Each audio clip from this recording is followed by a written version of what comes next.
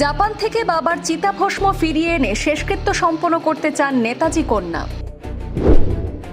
দীর্ঘ ৮১ বছরের মাথায় নেতাজির চিতাভস্ম ফেরত চেয়ে সুপ্রিম কোর্টের দ্বারস্থ কন্যা অনিতা বোস। কেন্দ্রীয় সরকারের বক্তব্য জানতে চেয়ে নোটিশ জারি করল শীর্ষ আদালতের প্রধান বিচারপতির বেঞ্চ। নেতাজির অন্তর্ধান রহস্যের জট এখনো কাটেনি। ইতিমধ্যেই কেটে গেছে ৮১ বছর।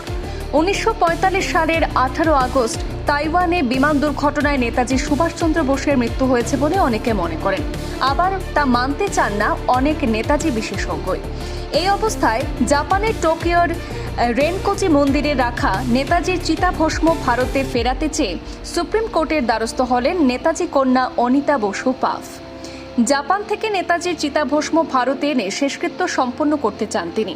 তার আবেদনের ভিত্তিতে কেন্দ্রীয় সরকারের বক্তব্য জানতে চাইল শীর্ষ আদালতের প্রধান বিচারপতি সূর্যকান্তের নেতৃত্বাধীন বেঞ্চ। নেতাজির মৃত্যু নিয়ে কয়েক দশক ধরে বিতর্ক চলছে। একাধিক কমিশন গঠন করেছে কেন্দ্র।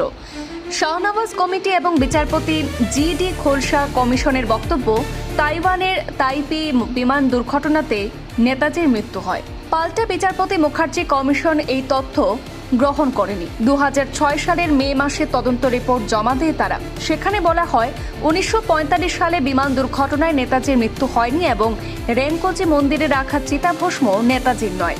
যদিও তৎকালীন মনমোহন সরকার সেই রিপোর্ট মেনে নেয়নি। বলা হয় তাইওয়ানে নেতাজির মৃত্যুর পর দেহ দাহ করা হয়, তারপর চিতাভস্ম জাপানে নিয়ে যাওয়া হয়। রেনকোজি মন্দিরে ৮ দশক ধরে সংরক্ষিত রয়েছে। রেনকোজি মন্দিরে রাখা চিতাভস্ম নেতাজির কিনা তা নিয়ে বিতর্কের মধ্যে সুপ্রিম কোর্টের দ্বারস্থ হয়েছেন কন্যা অনিতা বসু পাফ। এদিন সুপ্রিম কোর্টের প্রধান বিচারপতি সূর্যকান্তের নেতৃত্বাধীন বেঞ্চে তার আবেদনের শুনানি হয়।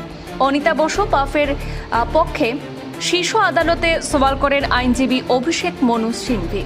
তিনি বলেন, জাপান থেকে নেতাজির চিতাভস্ম নিয়ে এসে ভারতে শেষকৃত্য সম্পন্ন করতে চান তার কন্যা।